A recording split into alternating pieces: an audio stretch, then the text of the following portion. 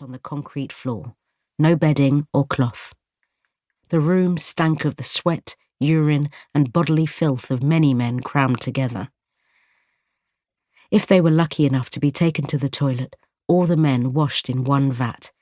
If they were allowed to bathe, they used that same water. For the last few men, there was hardly any point.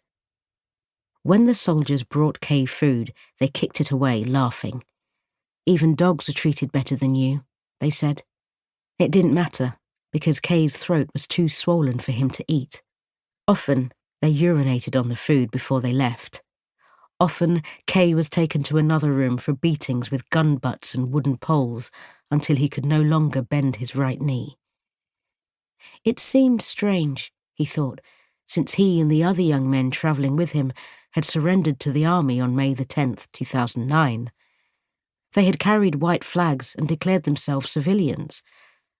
But Kay was asked to stand in another group, those suspected of being Tamil Tigers, a Tamil guerrilla force fighting for an independent state. His group was taken to a brutal army camp instead of a civilian one. At first, the torture was routine, a few hours every few days along with other prisoners. They were beaten, then photographed, and coerced into signing confessions that they had helped the LTTE, the liberation group, the Tamil Tigers. Kay signed his confession on his 5th day in the camp. After signing, Kay thought his interrogations would ease, but soon he was spotted by members of other political parties and paramilitary groups, EPDP and PLOTE, who identified him as having helped the Tamil Tigers to hide gold. One August day, Kay was taken into the interrogation room with 10 men who demanded to know where the Tamil Tigers hid their gold. As he knelt, panting, trying to convince them that he knew nothing, he felt a heat near his shoulder. He turned to see a soldier with a metal rod approaching. The end of the rod glowed red. Even through a terrified grey haze, it was easy to make out the glow in the room. Before Kay could think, the rod sank into his right arm. An intense heat shot through his body, and he passed out to the sound of his own distant screams.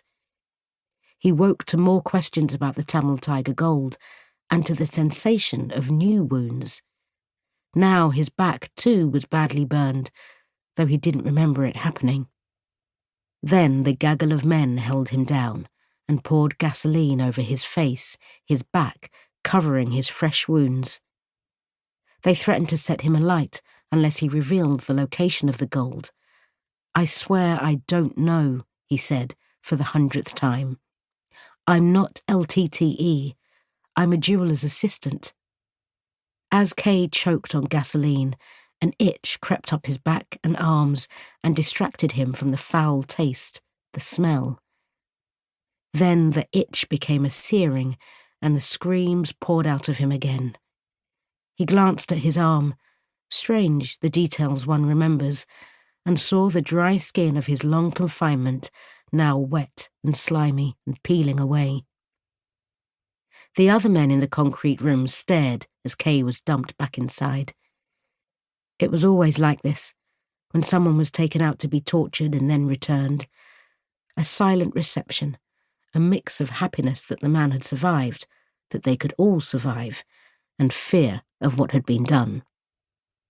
Then, for some moments, the collective realization that this might be how they all would die, and that this sorrow was shared just then by every other man in the room. Kay curled up on his left side, the only side that wasn't burned. He tucked his knees into his chest. In that strange angle, he prayed for sleep. But the pain was too sharp, and the gasoline fumes too noxious. Alone in his corner, he trembled, waiting for sobs to release his aching muscles. But he had no strength and no tears, and he nodded off with the craving unquenched.